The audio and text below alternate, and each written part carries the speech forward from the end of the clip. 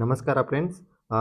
ಈ ಒಂದು ವಿಡಿಯೋದಲ್ಲಿ ಮುಂಚೆ ದಿನ ಯಾವ ಥರ ಓದಬೇಕು, ಯಾವ ಥರ ಇರಬೇಕು ನಮ್ಮ ಮೈಂಡ್ ಸೆಟ್ಟು, ಆಮೇಲೆ ಎಕ್ಸಾಮ್ ದಿನ ಅಥವಾ ಎಕ್ಸಾಮ್ ಹಾಲಲ್ಲಿ ಯಾವ ಥರ ಇರಬೇಕು ನಮ್ಮ ಮೈಂಡ್ ಸೆಟ್ಟು, ಅದ್ರ ಬಗ್ಗೆ ಡಿಸ್ಕಸ್ ಮಾಡೋಣ.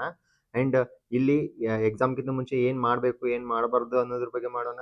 ಆಮೇಲೆ ಎಕ್ಸಾಮ್ ದಿನ ಯಾವ ಥರ ಇರಬೇಕು, ಎಕ್ಸಾಮ್ ಹಾಲಲ್ಲಿ ಯಾವ ಥರ ನಮ್ಮ ಮೈಂಡ್ ಸೆಟ್ ಇರಬೇಕು, ಆಮೇಲೆ 3 ರೌಂಡ್ ಸ್ಟ್ರಾಟಜಿ ಅಂದರೆ ಯಾವ ಥರ ನಾವು ಕ್ವಶನ್ ಪೇಪರ್ ಅಟೆಂಡ್ ಮಾಡಬೇಕು, ಆಮೇಲೆ ಎಲಿಮಿನೇಷನ್ ಟೆಕ್ನಿಕ್ ಅಂದರೆ ಏನು, ಹೌ ಟು ಥಿಂಕ್, ಯಾವ ಥರ ನಾವು ಎಕ್ಸಾಮಿನೇಷನ್ ಹಾಲಲ್ಲಿ ಥಿಂಕ್ ಮಾಡಬೇಕು, ಅದ್ರ ಬಗ್ಗೆನೂ ಎಲ್ಲನೂ ಒಂದು ಹೋಲಿಸ್ಟಿಕ್ ಆಗಿ ಈ ಒಂದು ವಿಡಿಯೋದಲ್ಲಿ ಡಿಸ್ಕಸ್ ಮಾಡೋಣ. So if you give 10 minutes, ನನಗೆ ಒಂದು 10 ಮಿನಿಟ್ಸು 5 to 10 ಮಿನಿಟ್ಸ್ ನನಗೆ ಕೊಟ್ಟರೆ, ಸೊ ದ್ಯಾಟ್ ನಿಮ್ಗೆ ಒಂದು ಎಕ್ಸಾಮ್ ಟುವರ್ಡ್ಸ್ ಒಂದು ಫಿಯರ್ ಇರುತ್ತಲ್ಲ, ಒಂದು ಹೆದರಿಕೆ ಇರುತ್ತಲ್ಲ, ಆ ಹೆದರಿಕೆನ ನಾನು ದೂರ ಮಾಡ್ತೀನಿ. ಅಂದರೆ ಗಿವ್ ಮೀ 10 ಮಿನಿಟ್ಸು ಅಂತ ಹೇಳ್ತೀನಿ. ಅಂದರೆ please watch till the end so that you get one best outcome.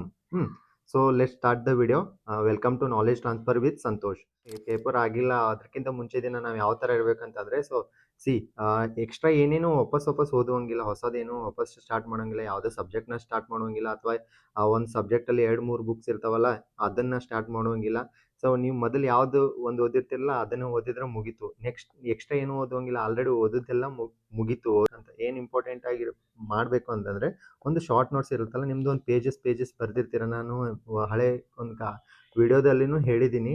ಆ ವಿಡಿಯೋದಲ್ಲಿನೂ ಅಂದರೆ ಲಾಸ್ಟ್ ಮೂಮೆಂಟ್ ಸ್ಟ್ರಾಟಜಿ ಯಾವ ಥರ ಇರಬೇಕು, ಆಮೇಲೆ ಶಾರ್ಟ್ ವಿಡಿಯೋಸ್ಗಳು, ಶಾರ್ಟ್ ನೋಟ್ಸ್ ಅಂದರೆ ಯಾವ ಥರ ಇರಬೇಕು ಅಂತ ಹೇಳಿದ್ದೀನಿ. ಸೊ ನಿಮ್ಮದು ಶಾರ್ಟ್ ನೋಟ್ಸ್ ಯಾವತ್ತು ಏನು ಕ್ರಿಸ್ಪ್ ಆಗಿರಬೇಕು ಅಂತಂದರೆ, ಒಂದು 10 to 15 ಪೇಜ್ 20 ಪೇಜಸ್ ಇರಬೇಕಲ್ಲ, ಅಂಥದ್ದು ನೋಟ್ಸ್ನ ನೀವು ಅಷ್ಟೇ ರಿವಿಷನ್ ಮಾಡಬೇಕು. ಆಮೇಲೆ ಕರೆಂಟ್ ಅಫೇರ್ಸ್ ಏನೋ ಒಂದು ಫ್ಯಾಕ್ಟ್ಸ್ ಬೇಸ್ಡು ಅಥವಾ ಒಂದು ಡೇಟಾ ಇರುತ್ತಲ್ಲ, ಆ ಡೇಟಾನ ಎಲ್ಲನೂ ನೀವು ಸ್ವಲ್ಪ ಲಾಸ್ಟ್ ಮೂಮೆಂಟಲ್ಲಿ ನೋಡ್ತಾ ಇರಬೇಕು. ಅಂದರೆ ಪ್ಯಾನಿಕ್ ಆಗುವಂಗಿಲ್ಲ, ಏನು ಓದಲಿ ಅನ್ನೋಂಗಿಲ್ಲ. ಎಲ್ಲ ಓದಿದೆಲ್ಲ ಮುಗಿದಿದೆ, ಇವಾಗ ಓದಿದೆಲ್ಲ ಏನು ಮುಗಿದಿದೆ, ಏನೇನು ಎಕ್ಸ್ಟ್ರಾ ಓದುವಂಗಿಲ್ಲ. ಬಟ್ ಮೇನ್ ಫೋಕಸ್ ಅಂತಂದರೆ ರಿವಿಷನ್ ಮೇಲೆ ಫೋಕಸ್ ಆಗಬೇಕು. ಸೊ ಇಲ್ಲಿ revision is very very important. ಆಮೇಲೆ ಎಕ್ಸಾಮ್ಗಿಂತ ಮುಂಚೆ ದಿನ ಇದು ಭಾಳ ಇಂಪಾರ್ಟೆಂಟ್. ಯಾಕಂತಂದರೆ ಈ end of the day it is competitive exam. ನೀವು ಕಾಂಪಿಟೇಟಿವ್ ಓದ್ತಾ ಇದ್ದೀರಾ, ನಾಟ್ ಏನು ಯಾವುದೋ ಒಂದು ಡಿಗ್ರಿ ಎಕ್ಸಾಮ್ಗೆ ಓದ್ತಾ ಇಲ್ಲ ಅಥವಾ PUC ಎಕ್ಸಾಮ್ಗೆ ಓದ್ತಾ ಇಲ್ಲ. ಸೊ ದ್ಯಾಟ್ ನೀವೊಂದು ಕನ್ಸಿಡ್ರೇಷನ್ ಏನಂತಂದರೆ, ನಿದ್ದೆನ ಚೆನ್ನಾಗಿ ಮಾಡ್ತಿರ್ಬೇಕು. ಅಂದರೆ 6 to 7 hours ನಿಮ್ಮದು ಪ್ರಾಪರ್ ನಿದ್ದೆ ಆಗಿದೆ, ಸೊ ದ್ಯಾಟ್ ನಿಮ್ಮದು ಒಂದು ಮೈಂಡ್ ಸೆಟ್ ವರ್ಕ್ ಆಗುತ್ತೆ. ಅಲ್ಲಿ ನಿಮ್ಮ ಡಿಗ್ರಿ ಕಾಲೇಜ್ PUC ಕಾಲೇಜಲ್ಲಿ ಒಂದು ಡಿಸ್ಕ್ರಿಪ್ಟಿವ್ ಆಗಿ ಬರೀತಿರ್ತೀರ. ಡಿಸ್ಕ್ರಿಪ್ಟಿವ್ ಆಗಿ ಬರೀದಂದ್ರೆ ಏನೋ ಒಂದು ವಾಕ್ಯ ಬಂದಿಲ್ಲ ಅಂತಂದರೆ, ಒಂದು ಸೆಂಟೆನ್ಸ್ ಬರ್ದಿಲ್ಲ ಅಂತಂದ್ರೆ no issues, you get good marks. But ಇಲ್ಲಿ ಹಂಗಲ್ಲ, ಮಾರ್ಕ್ಸ್ ಕರೆಕ್ಟಾಗಿ ಹಾಕಿದರೆ ಪ್ಲಸ್ ಮಾರ್ಕ್ಸು, ಕರೆಕ್ಟ್ ಹಾಕಿಲ್ಲ ಅಂತಂದರೆ ನೆಗೆಟಿವ್ ಮಾರ್ಕ್ಸು. ಸೊ ದ್ಯಾಟ್ ನಿಮ್ಮ 0.25 ಮಾರ್ಕ್ಸ್ ಹೋಗೋ ಚಾನ್ಸಸ್ ಇರುತ್ತೆ. ಗೊತ್ತಿದ್ದು ನೀವು ತಪ್ಪು ಹಾಕಿದರೆ ಅದು ದೊಡ್ಡ ಡಿಸಾಸ್ಟರು. ಸೊ ದ್ಯಾಟ್ ಆ ತಪ್ಪನ್ನ ನೀವು ಯಾವತ್ತೂ ಮಾಡುವಂಗಿಲ್ಲ. ಸೊ ನಾನು ಹೇಳ್ತೀನಿ 6 to 8 hours ನಿಮಗೆ ಒಳ್ಳೆ ನಿದ್ದೆ ಮಾಡಬೇಕು. ಆಮೇಲೆ ರಾತ್ರಿ ಪೂರ್ತಿ ಎಲ್ಲ ಓದಿ ಎಕ್ಸಾಮ್ ಬರಿತೀನಿ ಅದೇ ಹೇಳ್ದಲ್ಲ, ಡಿಗ್ರಿ ಎಕ್ಸಾಮ್ ಥರ ಇದು ಮಾಡುವಂಗಿಲ್ಲ. ಸೊ ದ್ಯಾಟ್ ಒಂದು ಒಳ್ಳೆ ನಿದ್ದೆ ಇರಬೇಕು. ಆ ನಿದ್ದೆನೇ ನಿಮಗೆ ಒಂದು ಬೆಟರ್ ಔಟ್ಕಮ್ಸ್ ಕೊಡ್ತಾ ಇರುತ್ತೆ. ಅಂದರೆ ಪ್ರೆಸ್ ಮೈಂಡ್ ಸೆಟ್ಟಲ್ಲಿ ಹೋದರೆ ನೀವು ಒಂದು ಬೆಟರ್ ಔಟ್ಕಮ್ ಸಿಗುತ್ತೆ. ಇವಾಗ ರಾತ್ರಿ ಮಲಗಿದ ಮೇಲೆ ಒಂದು ಬೆಳಗ್ಗೆ ಬೇಗ ಏಳಬೇಕು. ಅಂದರೆ ಬೇಗ ಮಲಗಿದ್ರೆ ಸೊ ಬೇಗ ಏಳಬೇಕು. ಬೇಗ ಎದ್ದಾಗ ಒಂದು 6:30 to 7, ಅಂದರೆ ಅಕಾರ್ಡಿಂಗ್ಲಿ ನಿಮ್ಮದು ಸೆಂಟರ್ ಎಲ್ಲಿರುತ್ತಲ್ಲ ಅದ್ರ ಮೇಲೆ ಡಿಪೆಂಡ್ ಆಗುತ್ತೆ. ಒಂದು 6:30 to 7 o'clock ನೀವು ಎದ್ರೂ ಓಕೆ. ಯಾಕಂದರೆ ಎಕ್ಸಾಮ್ 10:30 ಅಲ್ಲ. ಸೊ 10:30 ಅಂತಂದರೆ so need not to be panic. ಅಂದರೆ ನಾನು 4 ಗಂಟೆಗೆ ಎದ್ದು 3 ಗಂಟೆಗೆ ಎದ್ದು ಆಮೇಲೆ ಓದ್ಕೊಂಡು ಕುಂದಿರ್ತೀನಿ, ಎಲ್ಲ ಓದ್ತೀನಿ ಅನ್ನೋಕ್ಕಿಂತನೂ ಈಗ ಓದಿದ್ದೆಲ್ಲ ಸಾಕು, ಅದನ್ನು ನೀವು ಸುಮ್ಮನೆ ಒಂದು ಸ್ವಲ್ಪ ರಿವಿಷನ್ ಮಾಡಬೇಕು, ಮಾಡ್ತಾ ಇರಬೇಕು ಅಷ್ಟೇ. ಆಮೇಲೆ ಒಂದು ಎಕ್ಸಾಮ್ಗಿಂತ ಮುಂಚೆ ಒಂದು 2 hours ಮುಂಚೆ ಒಂದು 8 o'clock ಒಂದು ಲೈಟಾಗಿ ಬ್ರೇಕ್ಫಾಸ್ಟ್ ಮಾಡಬೇಕು. ಅಂದರೆ ಪೂರ್ತಿ ನಿದ್ದೆ ಬರೋ ಥರ ಏನು ತಿನ್ನುವಂಗಿಲ್ಲ. ಆಮೇಲೆ ಜಾಸ್ತಿ ನೀರು ಕುಡಿಬೇಕು, ನೀರನ್ನ ಜಾಸ್ತಿ ಕುಡಿತಾ ಇರಬೇಕು. ಇವನ್ ಎಕ್ಸಾಮ್ ಹಾಲಲ್ಲಿನೂ ನೀವು ಒಂದು ನೀರು ಚೆನ್ನಾಗಿ ಕುಡಿತಾ ಇದ್ದರೆ ಸೊ ದ್ಯಾಟ್ ನಿಮ್ಮದು ಮೈಂಡು ಹಾಗೆ ಆ್ಯಕ್ಟಿವ್ ಮೋಡಲ್ಲಿ ಇರುತ್ತೆ. ಆಮೇಲೆ ಏನು ಅಂತಂದರೆ ಎಕ್ಸಾಮ್ದು ಒಂದು ಸೆಂಟರ್ ಇರುತ್ತಲ್ಲ ಅದಕ್ಕೆ ಬೇಗ ಹೋಗಿ. ಯಾಕಂದರೆ ಬೇಗ ಹೋಗೋದ್ರಿಂದ ಒಂದು ಮೈಂಡ್ ಸೆಟ್ಟು ಏನು ಅಂದರೆ ಕಾಮ್ ಆಗಿರುತ್ತೆ. ನೀವು ಲಾಸ್ಟ್ ಮೂಮೆಂಟಲ್ಲಿ ಎಕ್ಸಾಮ್ ಇನ್ನೂ ಸ್ಟಾರ್ಟ್ ಆಯಿತು ಅನ್ನೋ ಮೂಮೆಂಟಲ್ಲಿ ನೀವು ಹೋಗಿಬಿಟ್ರೆ ಸೊ ದ್ಯಾಟ್ ನಿಮಗೆ ಒಂದು ಪ್ಯಾನಿಕ್ ಕ್ರಿಯೇಟ್ ಆಗಿ ಈವನ್ ಗೊತ್ತಿದ್ದು ಮಾರ್ಕ್ಸನ್ನು ನೀವು ತಪ್ಪಾಗ್ತೀರಾ. ಸೊ ದ್ಯಾಟ್ ಅದು ಆಗಬಾರ್ದು ಅಂತಂದರೆ ಏನು ಅಂದರೆ ಒಂದು ಬೇಗ ಮುಂಚಿತವಾಗಿ ನೀವು ಒಂದು ಎಕ್ಸಾಮ್ ಹಾಲ್ಗೆ ಹೋಗಿ. ಆಮೇಲೆ ಪರೀಕ್ಷಾ ಕೇಂದ್ರಕ್ಕೆ ಅಂದರೆ ಒಂದು ಏನೇನು ತೊಗೊಂಡು ಹೋಗಬೇಕು ಅಂದರೆ ಒಂದು ಕಂಪಲ್ಸರಿ ಬಿಫೋರ್ ಹ್ಯಾಂಡ್ ಏನು ನೀವು ಇನ್ನೂ ಬಸ್ ಹತ್ತೋಕ್ಕಿಂತ ಮುಂಚೆ ಅಥವಾ ಎಲ್ಲೂ ಹೋಗ್ತಿದ್ದಿಲ್ಲ ಆವಾಗ ಏನು ಚೆಕ್ ಮಾಡ್ಕೊಳ್ಳಿ ಅಂತಂದರೆ ಸೊ ಹಾಲ್ ಟಿಕೆಟ್ ಇದೆಯಾ, ನನ್ನ ಹತ್ರ ID ಕಾರ್ಡ್ ಇದೆಯಾ, ನನ್ನ ಹತ್ರ ಫೋಟೋ ಇದೆಯಾ, ಅಥವಾ ಪೆನ್ನು ಯಾವುದು ಬಾಲ್ ಪೆನ್ ಅಷ್ಟೇ ಯೂಸ್ ಮಾಡಬೇಕು. ಮೊದಲು ಬ್ಲ್ಯಾಕ್ ಇತ್ತು, ಆಮೇಲೆ ಬ್ಲೂ ಆಯಿತು, ಇವಾಗ 2 ಪೆನ್ನು ನಡೆಯುತ್ತೆ. ಆ್ಯಸ್ ಪರ್ KA ನೋಟಿಫಿಕೇಶನ್ ಪ್ರಕಾರ ನೀವು ಬ್ಲೂ ಪೆನ್ ಆದರೂ ಯೂಸ್ ಮಾಡ್ಬೋದು, ಬ್ಲ್ಯಾಕ್ ಪೆನ್ ಯೂಸ್ ಮಾಡ್ಬೋದು. ಆದರೆ it must be a ball point pen, ball point ಇರಬೇಕು, ಜಲ್ ಪಾಯಿಂಟ್ ಇರಬಾರ್ದು. ಆಮೇಲೆ ನೀರಿನ ಬಾಟಲ್ ಅಲೋ ಮಾಡಿದರೆ ತೊಗೊಂಡೋಗಿ, ಇಲ್ಲ ಅವರೇ ಪ್ರೊವೈಡ್ ಮಾಡ್ತಿದ್ರೆ ನೋ ಇಶ್ಯೂಸ್. ಆಮೇಲೆ ಒಂದು ಪಾಸಿಟಿವ್ ಮೈಂಡ್ ಸೆಟ್ಟಲ್ಲಿ ಹೋಗಿ, ಏನು ಆಗುತ್ತೆ, ನಂದು ಎಕ್ಸಾಮ್ ಕ್ಲಿಯರ್ ಆಗುತ್ತೆ ಅಂದರೆ ಆಗುತ್ತೆ ಅಷ್ಟೇ. ಅದನ್ನು ನೀವು ಆಗುತ್ತೋ ಇಲ್ಲೋ ಒಂದು ಬೇಡ, ಆಗತ್ತೆ ಅಂದರೆ ಆಗತ್ತೆ ಅಷ್ಟೇ. ಯಾಕಂದರೆ it is relative exam, already ಎಲ್ಲ ಓದ್ಬಿಟ್ಟಿದ್ದೀರಾ. So that need not to be worry. ನಿನ್ನ ಫೋಕಸ್ ಅಷ್ಟೇ ಏನಂದರೆ ಎಕ್ಸಾಮ್ ಬರೀಬೇಕಷ್ಟೇ. ನಾನು ಒಂದು ಒಳ್ಳೆಯದು ಅಟೆಂಪ್ಟ್ ಕೊಡಬೇಕು. 100 ಕ್ವಶನ್ಸ್ ಇದಾವೆ, 100 ಕ್ವಶನ್ಸ್ ನಾನು ಓದಬೇಕು, ನನಗೆ ಗೊತ್ತಿರೋದನ್ನ ಕಾನ್ಫಿಡೆಂಟಾಗಿ ನಾನು ಅಟೆಂಡ್ ಮಾಡಬೇಕು ಅಷ್ಟೇ. ಅದನ್ನು ಬಿಟ್ಟರೆ ಏನೇನು ಥಿಂಕ್ ಮಾಡೋಂಗಿಲ್ಲ. Next exam hall mindset. It is very very very important. ಇದನ್ನು ನೀವು ಇಂಪ್ಲಿಮೆಂಟ್ ಮಾಡಿದ್ರೆ ಸೊ ದ್ಯಾಟ್ ನಿಮಗೆ ಒಂದು 10+ ಮಾರ್ಕ್ಸು ಬರೋ ಚಾನ್ಸಸ್ ಇದೆ. So I will assure that ಒಂದು ಒಳ್ಳೆಯ ಔಟ್ಕಮ್ ಸಿಗುತ್ತೆ. ಸೊ ಇದನ್ನು ನೀವು ಎಕ್ಸಾಮ್ ಹಾಲಲ್ಲಿ ಇಂಪ್ಲಿಮೆಂಟ್ ಮಾಡಿ. ಮೇನ್ ಇಂಪಾರ್ಟೆಂಟ್ ಎಕ್ಸಾಮ್ ಒಂದು ಹಾಲಲ್ಲಿ ಹೆಂಗಿರಬೇಕು ಅಂದರೆ ಪ್ಯಾನಿಕ್ ಆಗಿರೋಂಗಿಲ್ಲ. ಅಂದರೆ ಹಿಂಗೆ ಬರುತ್ತೆ ಎಕ್ಸಾಮ್, ಏನು ಬರುತ್ತೆ, ಏನಿದೆ ಇಂಥವೆಲ್ಲ ಯೋಚನೆ ಮಾಡೋಂಗಿಲ್ಲ. ಸೊ ಸಿಂಪಲ್, ನನಗೂ ಬರ್ತಾ ಇದೆ ಅಂದರೆ ಎಲ್ಲರಿಗೂ ಅದೇ ಥರ ಬರುತ್ತೆ ಅಷ್ಟೇ. ಅದನ್ನು ಬಿಟ್ಟರೆ ಏನೇನೂ ಇಲ್ಲ. ಆಮೇಲೆ ಒಂದು ಗಡಿಬಿಡಿ ಮಾಡೋಂಗಿಲ್ಲ. ಆಮೇಲೆ ಅಂದರೆ ರಶ್ ಅಂತಾರಲ್ಲ ಆ ಥರ, ಹೆಂಗೆ ಇದು ಎಕ್ಸಾಮ್ ಕ್ಲಿಯರ್ ಮಾಡಲಾ, ಎಕ್ಸಾಮ್ ಬೇಗ ಕಂಪ್ಲೀಟ್ ಮಾಡಲಾ, ಅವ್ರು ಮಾಡಿದರು ಇವ್ರು ಮಾಡಿದರು, ಅವರಷ್ಟು ಬೇಗ ಓದ್ತಾ ಇದ್ದಾರೆ, ಅವರೇ ನಗ್ತಾ ಇದ್ದಾರೆ, ಇಂಥದ್ದೇನು ಬೇಡ. ಎಕ್ಸಾಮ್ ಟೈಮಲ್ಲಿ ಫುಲ್ಲಿ ಫೋಕಸ್ ಟುವರ್ಡ್ಸ್ ಯುವರ್ ಒಂದು ಪೇಪರ್ ಇರುತ್ತಲ್ಲ, ಆ ಪೇಪರ್ ಮೇಲೆ ಫೋಕಸ್ ಆಗಿರಬೇಕು. ಆಮೇಲೆ ನೆಗೆಟಿವ್ ಥಿಂಕಿಂಗ್ ಯಾವತ್ತೂ ಮಾಡಬಾರ್ದು. ಅಂದರೆ ಆಗುತ್ತೋ ಇಲ್ಲೋ ಓವರ್ ಥಿಂಕಿಂಗ್ ಹೆಂಗೆ ಬರುತ್ತೋ ಏನೋ, ಇಂಥದ್ದೇನು ಬೇಡ. ಆಮೇಲೆ ಪ್ಯಾನಿಕ್ಕು ಆಗೋಂಗಿಲ್ಲ. ಆಮೇಲೆ ಬೇರೆಯವ್ರನ್ನೂ ನೋಡೋದಿಲ್ಲ. ಅಂದರೆ ಅವ್ರು ಏನು ಯೋಚನೆ ಮಾಡ್ತಿದ್ದಾರೆ ಅದು ಬೇಡ. ನಮ್ಗೆ ಏನು ಬೇಕು ಅಂತಂದರೆ we must clear this exam at any cost, that's it.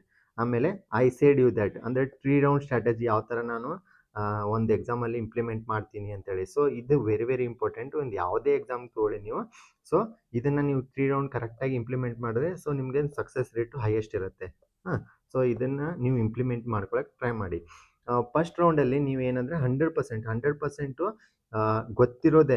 ನಿಮ್ಗೆ ಯಾವುದೋ ಒಂದು ಬುಕ್ ಓದಿದ್ದೀರ ಅಂದರೆ ನಿಮ್ಗೆ ಗೊತ್ತೇ ಇರುತ್ತೆ ಆಲ್ಮೋಸ್ಟು. ಸ್ವಲ್ಪ ಒಂದು 100 ಕ್ವಶನ್ಸ್ ಚೆನ್ನಾಗಿ ಓದಿದ್ದೀರಾ ಅಂತಂದರೆ 100 ಕ್ವಶನ್ಸಲ್ಲಿ ಒಂದು 50 ಕ್ವಶನ್ಸ್ ಗೊತ್ತಿರುತ್ತೆ. 45 to 50% ಗೊತ್ತಿರುತ್ತೆ ನಿಮಗೆ. 45 to 50 ಕ್ವಶನ್ಸ್ ಅಷ್ಟೇ ನಿಮ್ಮದು ಮಿಡಲಲ್ಲಿ ಇರುತ್ತೆ. ಸೊ ದ್ಯಾಟ್ ನಿಮಗೆ ಫಸ್ಟ್ 40 ಅಂದರೆ 100% ಏನು ಗೊತ್ತಿರುತ್ತಲ್ಲ, ಆ 40 ಕ್ವಶನ್ಸ್ ಮೇಲೆ ನಿಮ್ಮದು ಟಾರ್ಗೆಟ್ ಇರಬೇಕು. ಫಾರ್ ಎಕ್ಸಾಂಪಲ್, ಇವಾಗ 90 ಮಿನಿಟ್ಸ್ ಎಕ್ಸಾಮ್ ಅಲ್ಲ, 90 ಮಿನಿಟ್ಸ್ ಅಂದರೆ 10:30ಗೆ ಸ್ಟಾರ್ಟ್ ಆಗಿ 12ಗೆ ಮುಗಿಯುತ್ತೆ. ಸೊ ಈಗ ಆ 90 ಮಿನಿಟ್ಸ್ನ ನಾನು ಯಾವ ಥರ ಡಿವೈಡ್ ಮಾಡಬೇಕಂದ್ರೆ, ಫಸ್ಟು 45 ಮಿನಿಟ್ಸು ಫಸ್ಟ್ ರೌಂಡು. ಆ ಫಸ್ಟ್ ರೌಂಡಲ್ಲಿ ಒಂದು 45 to 50 ಕ್ವಶನ್ಸ್ನ ನೀವು ಅಟೆಂಡ್ ಮಾಡಿರಬೇಕು. ಸೊ 50 ಕ್ವಶನ್ಸ್ನ ನೀವು ಅಟೆಂಡ್ ಮಾಡಿದ್ರೆ ಫಸ್ಟ್ ರೌಂಡಲ್ಲಿ ಒಂದು 45 ಮಿನಿಟ್ಸ್ನ ತೊಗೋಬೇಕು. ಇನ್ನು ಮಿಕ್ಕಿದ್ದು 45 ಮಿನಿಟ್ಸಲ್ಲಿ ಒಂದು 30 ಮಿನಿಟ್ಸು 30 ಮಿನಿಟ್ಸ್ನ ಸೆಕೆಂಡ್ ರೌಂಡ್ಗೆ ಕೊಡಬೇಕು. ಅಂದರೆ ಫಸ್ಟ್ ರೌಂಡ್ 45, ಸೆಕೆಂಡ್ ರೌಂಡ್ 30, ಮಿಕ್ಕಿದಷ್ಟು ಇನ್ನು 15 ಮಾರ್ಕ್ಸ್ ಇರೋದು. ಇಲ್ಲಿ 15 ಮಿನಿಟ್ಸ್ ಇರುತ್ತಲ್ಲ, ಇದು ಥರ್ಡ್ ರೌಂಡ್ ಅಂದರೆ ಏನು, ನಾನು 10 ಮಿನಿಟ್ಸ್ ಅಷ್ಟೇ ಕೊಡಬೇಕು. ಇನ್ ಲಾಸ್ಟ್ 5 ಮಿನಿಟ್ಸ್ ಯಾವತ್ತೂ ರಿಸರ್ವ್ ಆಗಿರಬೇಕು. ಅಂದರೆ ನಾನು ಡಿವೈಡ್ ಮಾಡ್ತೀನಿ ನೋಡಿ. ಈಗ 90 ಮಿನಿಟ್ಸ್ ಇದೆ ಅಲ್ಲ, ಅದನ್ನು first round 45 minutes, second round 30 minutes, third round 10 minutes, ಆಮೇಲೆ ಲಾಸ್ಟ್ 5 ಮಿನಿಟ್ಸು ಇದು ರಿಸರ್ವಲ್ಲಿ ಇರಬೇಕು. ಯಾಕಂದರೆ ಏನೋ ಒಂದು ತೊಂದರೆ ಆಗಿದೆ ಅಥವಾ OMR ಫೀಲಿಂಗಲ್ಲಿ ಪ್ರಾಬ್ಲಮ್ ಆಗ್ತಿದೆ, ಇದನ್ನೆಲ್ಲ ಕನ್ಸಿಡರೇಷನ್ ಮಾಡಿದಾಗ ಸೊ ದ್ಯಾಟ್ ನಿಮ್ಮದು ಒಂದು ಸ್ಟ್ರಾಟಜಿ ಆ ಥರ ಇರಬೇಕು. ಅಂದರೆ ಗೊತ್ತಿರೋದು 100% ನೀವು 1ನೇ ರೌಂಡಲ್ಲಿ ಹಾಕ್ತೀರಾ. ಸೆಕೆಂಡ್ ರೌಂಡಲ್ಲಿ ಗೊತ್ತಿದ್ದು ಅಥವಾ 1ನೇ ರೌಂಡ್ ಪೂರ್ತಿ ಪೇಪರ್ ಓದಬೇಕು, ಆಮೇಲೆ ಗೊತ್ತಿದ್ದೆಲ್ಲ ಹಾಕಬೇಕು. ಸೆಕೆಂಡ್ ರೌಂಡಲ್ಲಿ ಭಾಳ ಟೈಮು ತೊಗೊಳ್ಳಲ್ಲ, 30 ನಿಮಿಷದಲ್ಲಿ ಆರಾಮ್ ನೀವು ಎಲ್ಲಕ್ಕೆಲ್ಲನೂ ಕ್ವಶನ್ಸ್ ಹಾಕುವಂಥ ಚಾನ್ಸಸ್ ಇರುತ್ತೆ.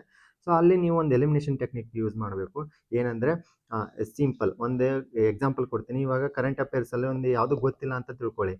ಗೊತ್ತಿಲ್ಲ ಅಂತಂದಾಗ ನಿಮ್ಗೆ ಅದ್ರ ಬಗ್ಗೆ ಗೊತ್ತಿಲ್ಲ, ಬಟ್ ಆ ಆಪ್ಷನಲ್ಲಿ 1, 2, 3, 4 ಆಪ್ಷನಲ್ಲಿ ನಿಮ್ಗೆ ಯಾವುದೋ ಒಂದು ನ್ಯೂಸಲ್ಲಿ ಇರೋದು ಕಾಣಿಸುತ್ತೆ. ಇದು ನ್ಯೂಸಲ್ಲಿ ಇತ್ತಲ್ಲ ಅಂತೇಳಿ ಒಂದು ಯಾವುದಾದ್ರೂ ಆಪ್ಷನ್ ನಿಮಗೆ ಅನಿಸಿದ್ರೆ ಸೊ ದಟ್ ಮೇ ಬಿ ಒಂದು 60 to 70% ಅದೇ ಆನ್ಸರ್ ಇರುತ್ತೆ. ಸೊ ದಟ್ ಆ ಥರನೂ ಥಿಂಕ್ ಮಾಡಬೇಕು. ಕರೆಂಟ್ ಅಫೇರ್ಸ್ ರೀಸೆಂಟ್ಲಿ ಇದು ಇದು ಕರೆಂಟ್ ಅಫೇರ್ಸ್ ಇಲ್ಲಿ ಇತ್ತಾ, ಈ ಆಪ್ಷನ್ ಕರೆಂಟ್ ಅಫೇರ್ಸ್ ಅಲ್ಲಿ ಇತ್ತಾ ಅಂತ ಹಿಂಗೆ ಒಂದು ಚೆಕ್ ಮಾಡಿದ್ರೆ ಸೊ ದಟ್ ನಿಮಗೆ ಒಂದು ಆನ್ಸರ್ ಸಿಗೋ ಚಾನ್ಸಸ್ ಇರುತ್ತೆ.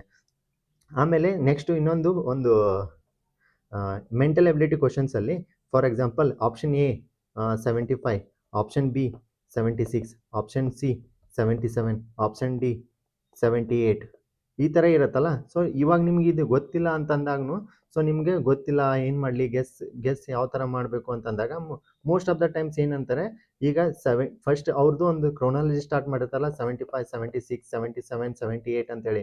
ಸೊ ಇದು ಇರಲ್ಲ ಮೋಸ್ಟ್ ಆಫ್ ದ ಟೈಮ್ ಈ ಎರಡರಲ್ಲಿ ಇರುತ್ತೆ. ಸೊ ಈ ಎರಡರಲ್ಲಿ ನಿಮಗೆ ಅನ್ಸುತ್ತಿತ್ತಂದ್ರೆ ಯಾವುದಾದ್ರೂ ಕನ್ಫ್ಯೂಷನ್ ಇತ್ತಂದ್ರೆ ಜಸ್ಟ್ ಗೋ ವಿತ್ ದಿಸ್. ಅಂದರೆ ವೈ, ಬಿಕಾಸ್ ನಾವು 50% ಕ್ವಶನ್ನ ಎಲಿಮಿನೇಟ್ ಮಾಡಿದ್ದೀವಿ, ಇನ್ನು 50% ಕ್ವಶನ್ಗೆ ಅಷ್ಟೇ ನಾವು ಟಾರ್ಗೆಟ್ ಮಾಡಬೇಕು. ಓಕೆ, ಸೊ ಈ ಥರ ಅಂದರೆ ಲಾಸ್ಟ್ ಉಳಿದ ಕ್ವಶನ್ಸು ಲಾಸ್ಟ್ 10 ಮಾರ್ಕ್ಸ್ 10 ಮಿನಿಟ್ಸಲ್ಲಿ ಎಲ್ಲ ಕ್ವಶನ್ಸ್ನ ಮುಗಿಸ್ಬೇಕು. ಅಂದರೆ ನಿಮ್ಮದು 90 to 95 ಕ್ವಶನ್ಸ್ನ ನೀವು ಅಟೆಂಡ್ ಮಾಡಿರಬೇಕು. This is your target. So ಬ್ಲೈಂಡಾಗಿ ಯಾವುದೇ ಒಂದು ಕ್ವಶನ್ನ ಅಟೆಂಡ್ ಮಾಡೋಂಗಿಲ್ಲ. ಅಂದರೆ ನೋಡಲಾರ್ದೆ ಕ್ವಶನ್ನೇ ನೋಡಿರಲ್ಲ, ಕ್ವಶನ್ ಓದಲ್ಲ, ಸುಮ್ಮನೆ ಟಿಕ್ ಮಾಡ್ಕೊ ಎ ಬಿ ಸಿ ಡಿ ಹಾಗೆ ಹಾಕ್ಕೊಂತ ಹೋಗೋಂಗಿಲ್ಲ. ಆಮೇಲೆ ಎಲಿಮಿನೇಷನ್ ಟೆಕ್ನಿಕ್ ಯೂಸ್ ಮಾಡಿ ಕಾನ್ಫಿಡೆಂಟಾಗಿ ಒಂದು ಅಟೆಂಡ್ ಮಾಡಿ. ಸೊ ದಟ್ ಅಂದರೆ ನಾನು ಕರೆಂಟ್ ಅಫೇರ್ಸ್ ಹೇಳಿದೆಲ್ಲ ಇದು ಇರ್ಬೋದು ಅಂತ ಹೇಳಿ. ಸೊ ಆ ಥರ ಮಾಡಿದರೆ ಯು ಗೆಟ್ ಒಂದು ಒಳ್ಳೆ ಔಟ್ಕಮ್ ಸಿಗುತ್ತೆ. ಆಮೇಲೆ ಲಾಸ್ಟ್ 10 ಮಿನಿಟ್ಸಲ್ಲಿ ನಾನು ಹೇಳಿದೆ ಒಂದು OMR ಏನಾದ್ರು ತೊಂದರೆ ಇತ್ತಂದರೆ OMR ಕರೆಕ್ಟ್ ಮಾಡ್ಕೊಳ್ಳಿ 5 ಮಿನಿಟ್ಸು. ಆಮೇಲೆ ಕ್ವಶನ್ ಕರೆಕ್ಟಾಗಿ ಹಾಕ್ತಿದ್ದೀರಾ ಅಂದರೆ 75ಗೆ ಇದೇ ಕರೆಕ್ಟ್ ಹಾಕ್ತಿದ್ದೀರಾ ಅಥವಾ 85ಗೆ ಕರೆಕ್ಟ್ ಬಬಲ್ ತುಂಬ್ತಿದ್ದೀರಾ, 87ಗೆ ಬಬಲ್ ತುಂಬ್ತಿದ್ದೀರಾ, ಅದನ್ನ ಕರೆಕ್ಟಾಗಿ ನೋಡಿ. ಯಾಕಂದರೆ ಒಂದೊಂದ್ಸಲ ಇದು ಗೊತ್ತಿರುತ್ತೆ, ಇದು 85 ಗೊತ್ತಿರುತ್ತೆ, 86 ಗೊತ್ತಿರುತ್ತೆ. ನೀವು ಇದನ್ನ ಇಲ್ಲಿ ಹಾಕಿದರೆ ಸೊ ದ್ಯಾಟ್ ನಿಮ್ಮದು 2 ಕ್ವಶನ್ಸ್ ಗೊತ್ತಿದ್ದು ಹೋಯ್ತು, ಪ್ಲಸ್ಸು ನಿಮ್ಮದು ನೆಗೆಟಿವಲ್ಲಿ 0.5 ಮಾರ್ಕ್ಸ್ ಹೋಗುತ್ತೆ. ಸೊ ನಿಮ್ಮದು ಟೋಟಲ್ 2.5 ಮಾರ್ಕ್ಸ್ ಹೋಗುತ್ತೆ. ಅದು ಹೋಗಬಾರ್ದು ಅಂತಂದರೆ you be careful when you are bubble ಮಾಡುವಾಗ ಕರೆಕ್ಟಾಗಿ ಬಬಲ್ ಮಾಡಬೇಕು. ಆಮೇಲೆ ಅನ್ಆನ್ಸರ್ಡ್ ಕ್ವಶನ್ ಏನಂದರೆ ಈಗ KA ಅವ್ರದ್ದು ಒಂದು 5th ಆಪ್ಷನ್ಸ್ ಅಂತ ಬಂದಿದೆ. 5th ಆಪ್ಷನ್ಸು ನೀವು ಕಂಪಲ್ಸರಿಯಾಗಿ ಫಿಲ್ ಮಾಡಲೇಬೇಕು. ಯಾಕಂತಂದರೆ ಅದು ಒಂದು ಕರಪ್ಷನ್ನು ಕಮ್ಮಿ ಮಾಡಬೇಕು ಅಂತೇಳಿ ಅದನ್ನು ತೊಗೊಂಬಂದಿದ್ದಾರೆ. ಸೊ ಅದಕ್ಕೆ ಅಂತೇಳಿ ಎಕ್ಸ್ಟ್ರಾ 5 ಮಿನಿಟ್ಸು ಕೊಟ್ಟಿರ್ತಾರೆ ಎಕ್ಸಾಮ್ ಮುಗಿದ ಮೇಲೆ. ಸೊ ಅದನ್ನು ಕಂಪಲ್ಸರಿಯಾಗಿ ಫಿಲ್ ಮಾಡಬೇಕು. ಮಾಡಿಲ್ಲ ಅಂತಂದರೆ ನೆಗೆಟಿವಲ್ಲಿ 0.25 ಮಾರ್ಕ್ಸು ಹೋಗುತ್ತೆ. ಸೊ ಅವರು ಆ್ಯಸ್ ಪರ್ ದೇರ್ ಗೈಡ್ಲೈನ್ಸು ಅವ್ರು ಮೆನ್ಷನ್ ಮಾಡಿದ್ದಾರೆ. ಸೊ ದಟ್ ನೀವು ಮಾಡಲೇಬೇಕು. 100 ಕ್ವಶನ್ಸ್ ಅಟೆಂಡ್ ಮಾಡಿರಬೇಕು. ಗೊತ್ತಿಲ್ಲಾರ್ದೆ ಯಾವ್ಯಾವ ಗೊತ್ತಿರಲ್ಲ ಅವೆಲ್ಲ 5th ಆಪ್ಷನ್ನ ನೀವು ಚೂಸ್ ಮಾಡಿರಬೇಕು. ಓಕೆ, ಇಲ್ಲಿ ವೆರಿ ವೆರಿ ಇಂಪಾರ್ಟೆಂಟ್ ಏನಂದರೆ ಒಂದು ಗೋಲ್ಡನ್ ರೂಲ್ಸ್ ಏನಂತಂದರೆ ಡೋಂಟ್ ಪ್ಯಾನಿಕ್ ಆಗೋಂಗಿಲ್ಲ. ಎಕ್ಸಾಮ್ ಹೆಂಗಾರ ಬರಲಿ, ಎಲ್ಲರದು ಒಂದು ರಿಲೇಟಿವ್ ಎಕ್ಸಾಮ್ ಇರುತ್ತೆ. ನನಗೂ ಒಂದೇ, ನಿನಗೂ ಒಂದೇ, ಅವ್ರಿಗೂ ಒಂದೇ, ಎಲ್ಲರಿಗೂ ಒಂದೇ ಅಂದಾಗ so B com, B cool. ಅಂದರೆ ನಾರ್ಮಲ್ ಆಗಿದ್ದರೆ ಸೊ ಒಂದು ಸಿಚುವೇಶನ್ನ ನೀವು ಹ್ಯಾಂಡಲ್ ಮಾಡಿದ್ರೆ ಸೊ ದ್ಯಾಟ್ ನೀವು ಆ ಎಕ್ಸಾಮ್ನ ಗೆದ್ದಂಗೆ. ಅಂದರೆ ನೀವು ಎಂಡ್ ಆಫ್ ದ ಡೇ ಒಂದು ಬ್ಯೂರೋಕ್ರಾಟ್ಸ್ ಒಂದು ಗೌರ್ಮೆಂಟ್ ಸಿಸ್ಟಮಲ್ಲಿ ಹೋಗ್ತಿದ್ದೀರಾ ಅಂತಂದರೆ ನೀವು ಪ್ಯಾನಿಕ್ ಆಗೋಂಗಿಲ್ಲ. ಆಮೇಲೆ ರಶ್ ಮಾಡೋಂಗಿಲ್ಲ, ಎಕ್ಸಾಮ್ ಈಗ ಮುಗಿಸ್ಲಾ ಬೇಗ ಮುಗಿಸ್ಬೇಕು ಇಂಥದ್ದೇನು ಮಾಡೋಂಗಿಲ್ಲ. ಆಮೇಲೆ ಜಾಸ್ತಿ ಕ್ವಶನ್ಸ್ ಬಿಡುವಂಗಿಲ್ಲ, ಈಸಿ ಕ್ವಶನ್ಸ್ನ ಬಿಡುವಂಗಿಲ್ಲ. ಅಂದರೆ ನೀವು ಬರೀ ಒಂದೇ ರೌಂಡಲ್ಲಿ ಎಕ್ಸಾಮ್ ಮುಗಿಸ್ಬೇಕು ಅಂತ ಮಾಡಿಕೊಂಡು ಆಮೇಲೆ ಇನ್ನು 70 ಕ್ವಶನ್ಸ್ 75 ಕ್ವಶನ್ಸ್ಗೆ ಇರ್ತೀರ ಅನ್ನೋಷ್ಟರಲ್ಲಿ ಟೈಮ್ ಆಗೇ ಬಿಟ್ಟಿರುತ್ತೆ. ಸೊ ಆವಾಗ ನೀವು ಇಲ್ಲಿ 85, 86, 87, 88, 90 ಇವು ಒಂದು 6 to 7 ಕ್ವಶನ್ಸ್ ನಿಮ್ಗೆ ಗೊತ್ತೇ ಇರುತ್ತೆ, very very easy questions. So ಅವು ಕ್ವಶನ್ಸು ನೀವು ಓದೋಕ್ಕೆ ಆಗಲ್ಲ, ಟೈಮೇ ಇರಲ್ಲ. ಸೊ ಆವಾಗ ಎಷ್ಟೊಂದು ಬೇಜಾರಾಗಿಬಿಡುತ್ತೆ ಅಂತಂದರೆ ನಾನು ನೋಡಿದ್ರೆ ಆನ್ಸರ್ ಬರುತ್ತೆ, ಅದು 5 ಸೆಕೆಂಡು ತೊಗೊಳ್ಳಲ್ಲ, ಅಂಥ ಕ್ವಶನ್ಸ್ ನಾನು ಬಿಟ್ಟು ಬಂದೆ ಅಲ್ಲ ಅಂತೇಳಿ ರಿಗ್ರೆಟ್ ಆಗ್ತೀರಾ. ಸೊ ಆ ರಿಗ್ರೆಟ್ ಆಗಬಾರ್ದು ಅಂತಂದರೆ ನೀವು first round, second round, third round ಸ್ಟ್ರಾಟಜಿನ ಯೂಸ್ ಮಾಡಲೇಬೇಕು. ಅದನ್ನು ಯೂಸ್ ಮಾಡಿದ್ರೆ ಸೊ ದ್ಯಾಟ್ ನಿಮಗೆ ಒಂದು ಒಳ್ಳೆ ಔಟ್ಕಮ್ ಸಿಗುತ್ತೆ. So wish you very all the best my police officers and thank you so much for watching. ಇದು ವಿಡಿಯೋ ಇಷ್ಟ ಆಗಿದ್ರೆ ನಿಮ್ಮ ಫ್ರೆಂಡ್ಸ್ಗೂ ಕಳಿಸಿ. ಸೊ ದ್ಯಾಟ್ ಯಾರ್ಯಾರು ಒಂದು ಎಕ್ಸಾಮ್ ಚೆನ್ನಾಗಿ ಆಗಿರುತ್ತಲ್ಲ ಸೊ ದ್ಯಾಟ್ ನನಗೆ ಈ ಕಮೆಂಟ್ ಬಾಕ್ಸಲ್ಲಿ ಕಮೆಂಟ್ ಮಾಡಿ. ಇದರಿಂದ ಏನಾದರೂ ಹೆಲ್ಪ್ ಆಗಿದ್ರೂ ನನಗೆ ತಿಳಿಸಿ. Thank you so much.